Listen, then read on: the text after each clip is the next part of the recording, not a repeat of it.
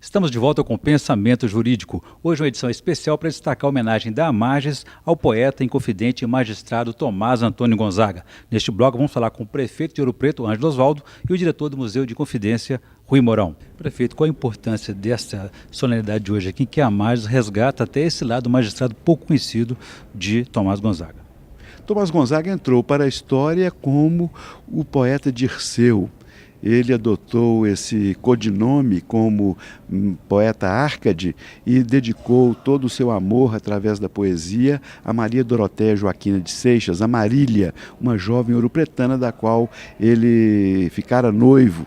Esse casamento não se consumou porque ele foi degredado em 1792 para a África, onde se casou e deixou uma descendência. Hoje há parentes reconhecidos de Gonzaga em Moçambique. Mas Gonzaga entrou para a história como um grande poeta. Ao lado de Camões, ele é um dos autores mais lidos na literatura portuguesa desde o século XVIII. A primeira edição de Marília de Dirceu é de 1792, exato ano da deportação de Gonzaga. Focalizá-lo agora como magistrado é muito importante porque isso revela aspectos da administração colonial e o papel que ele exerceu aqui. Ele estudou direito em Coimbra, ele fez um tratado sobre o direito natural, ele era um homem sintonizado com as novas ideias, com a reforma do ensino promovida pelo Marquês de Pombal em Portugal. Ele era um homem atualizado e como jurista, como poeta nos movimentos de época e como cidadão, porque ousou sonhar com a liberdade e lutar por ela. É importante vê-lo como magistrado, porque ele deixou também, nesse ponto, uma contribuição importante. Ele, como ouvidor de Vila Rica, resistiu a vários desmandos do governador Luís da Cunha Menezes, que era o conde de Lumiares e autoridade principal do reino em Ouro Preto, e há vários despachos de Tomás Gonzaga que nós podemos ler em vários processos daquela época, que mostram a sua vasta cultura jurídica e o seu discernimento em favor das melhores causas. Doutor Raimundo, que relação pode haver entre a magistratura, os ideais iluministas e republicanos? Bom, eu acho de suprema importância lembrar exatamente o que está ocorrendo hoje aqui nesta casa, que é essa homenagem ao grande poeta e ao grande jurista, que é o Tomás Antônio Gonzaga, né? É uma vida dedicada ao tema da justiça, que é o tema central de toda a existência humana no projeto da humanização do homem não humano ainda, né?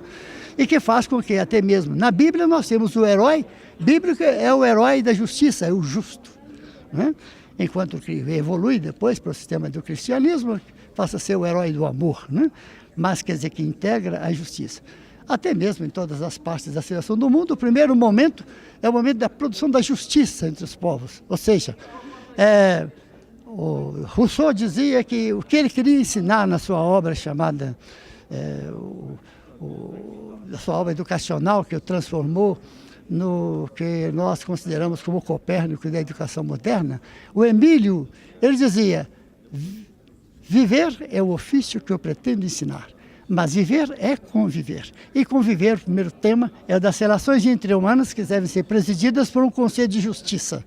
A cada um segundo sua necessidade, de cada um segundo sua capacidade. Isso que forma um mundo justo, né?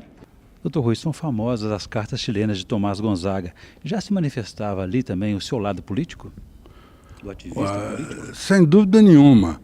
Agora, o que era manifestado ali, principalmente, era o seguinte: havia uma animosidade muito grande entre ele e Luís da Cunha Menezes, que foi o construtor desse edifício, o projetista desse edifício e o primeiro administrador da obra. Esse homem era governador aqui do estado. Era um homem atrabiliário, um homem de moral duvidosa, um homem difícil de trato. Ele agredia a lei, inclusive, não é?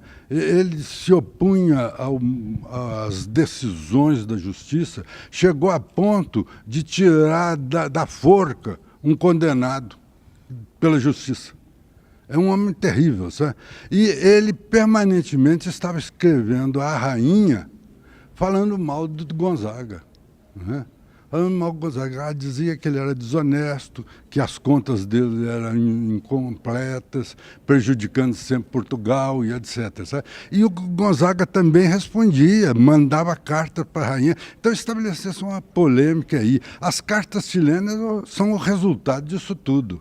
Tomás... Agora, esse homem depois foi julgado pela história e o Tomás Antônio Gonzaga também. E o resultado qual foi? O Gonzaga foi cada vez mais incensado e reconhecido o seu valor, a sua honestidade, a sua decência como pessoa e como juiz. E o outro foi exatamente execrado pela história. No próximo bloco, vamos ouvir magistrados e outros representantes do mundo do direito sobre esta homenagem da Amages ao poeta, magistrado e inconfidente Tomás Antônio Gonzaga. A gente volta em instantes.